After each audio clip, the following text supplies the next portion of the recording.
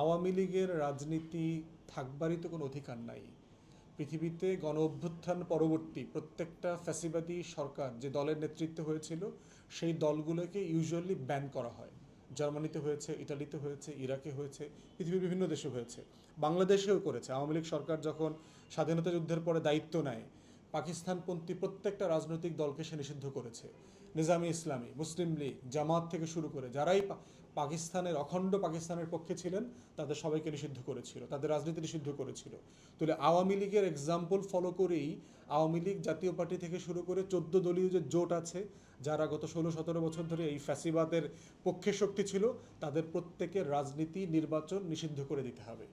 যারা এমপি মন্ত্রী হয়েছে এই গত 16-17 বছরে, তারা কেউ স্বতন্ত্র অন্য কোনো দলে অন্য কোনো ব্যানারে কোথাও কখন নির্বাচিত হইতে পারবে না। এটা আমাদের দাবি, এটা গণ অভ্যুত্থানের দাবি, এটাই গণ অভ্যুত্থানের চরিত্র।